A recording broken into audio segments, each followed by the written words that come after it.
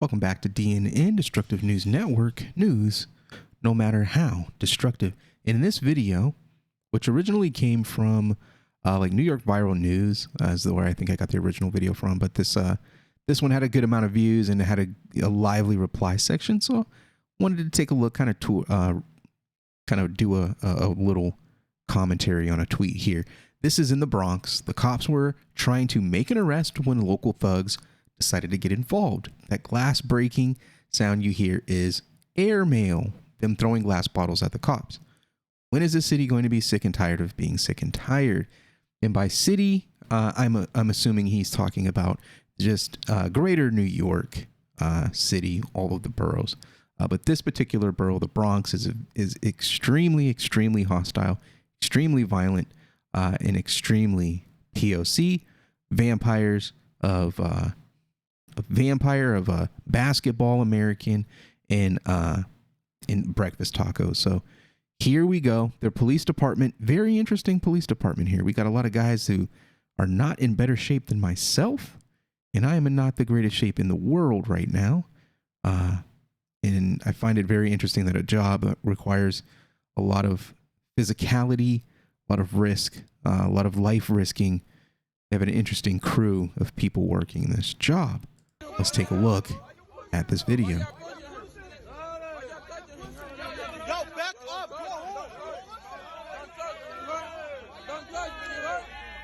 Look at all these guys, man. Look at all these old timers, big bellies, young, look like members of the community that don't fit in very well. The you were bullied variety. It kind of looks the stereotype, right? These aren't the hardened big dudes running up big blue line that we're used to seeing. These are the post woke era police that we have in departments all across the country. Not saying all, but I'm noticing an overwhelming majority of metro police departments have transformed in the last 5 years. So they're trying to arrest a guy in the community. Again, they're kind of rallying around this incident, taking advantage of this incident. I don't think they really care about the person they're arresting. They just hate the police. They really hate the police. This stuff that the police have on, these badges, it looks like trash, honestly. It looks like you can just get all this stuff off the internet and just walk around and be an NYPD police officer. This stuff doesn't seem very high quality, in my opinion.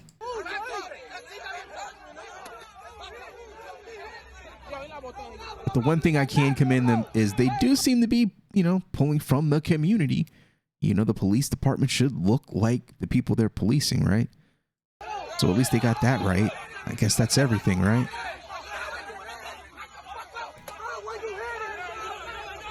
There's too many of them. Now he just going head up with the cop. He don't care. Now they're throwing glass as they get separated. Divided and conquer. They divide the police. That's glass. That's glass.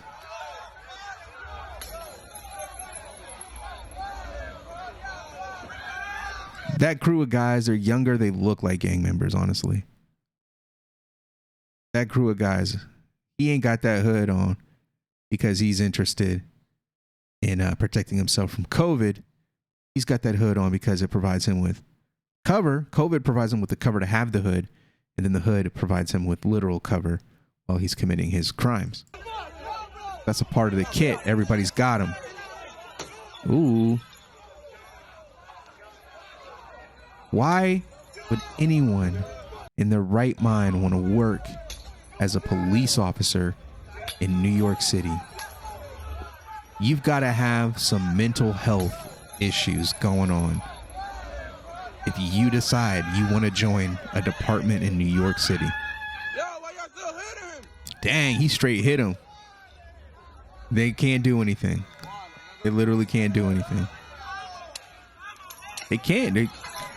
A lot of these guys, they have these pistols, they have these Glocks, and literally, I believe that a lot of them won't even use them. If these gang members actually start getting more bolder, which I do anticipate them getting bolder and bolder as we see stuff like this, they're going to end up pulling a gun right out of a holster and using it on the cops. And I think at that point is when people are going to start looking. But it comes down to a person having to sacrifice their life in order for that to happen. And I ask again, why in the world would you want to be a police officer in this city? It's sick and tired. What do you recommend they do? Interesting tweet. Rubber bullets. You might as well just use regular bullets. Shoot first, ask questions later, let God sort them out. They don't want to hear stuff like that. They want to hear about equality. They want to hear about allowing women to be cops too, allowing trans people to be cops. That's what they care about. That's what they bought into. That's what they have to live with. That's the community they built for themselves. Unfortunately, the cops are in a no-win situation with these perps. The law allows people to basically interfere, and if the cop fights back, they lose time, face a potential lawsuit, can get bounced from a unit, or even get locked up. Thank the public and lawmakers for this. Hey, I get it. I see that happening in a lot of places. I agree, but until you concede that there's been hundreds of years of abuse where white society twiddled their thumbs while tormenting people of color, a certain nationality, or a disfavored religious sect, surely you expected blowback for all that one day. Well, it's here. Do the right thing. What I can promise you is that this person is a white and woman and has never lived in any of the communities or the people that she's talking about in this tweet. I promise you this is a white woman. All good, Zeke. It was pretty good airmail, but at least they were keeping it as tight as possible. One thing for the kid who got swung on is when they put their hands up, you put yours up because game is on. Hands by your side is a no-no. Young guys forget that OC works if hit in the face. That's what I don't get.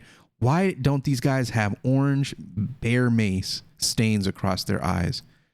Is it like if they just don't have the tools? It's like their only tool is to run their mouth and then a pistol, and there's like nothing in between that. You know, you don't have the beanbag shotgun, the rubber bullets, the baton, the OC spray. Where are all that stuff? Where's your repertoire at? All you got is a gun and a walkie-talkie. What good is that? When you use the gun, your career's over. Possibly your life's over, because now you're going to get into a gun battle where all those guys got guns and all the police have guns. But the difference is there's about 40, 50 guys out there versus the 5, 6 police officers there. So it creates a big problem. And I am actually very interested in to see how far this relationship with street gangs and criminals and the police go in New York City. Because if one place deserves this type of behavior in this environment, it is New York City. So yeah, I'm sorry, if you're a blue liner and you came here for blue line worship, you're not going to get it from me.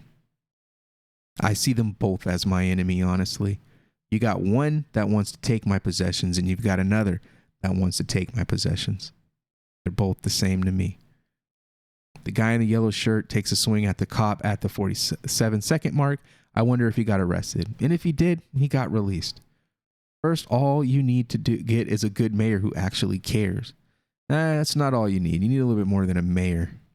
You need a mayor, you need a state legislator, you need local, you need city council. So you need to have city council in your side. You need to have the police commission on your side. You need to have the police union on your side. You need to have state level legislators, state reps on your side.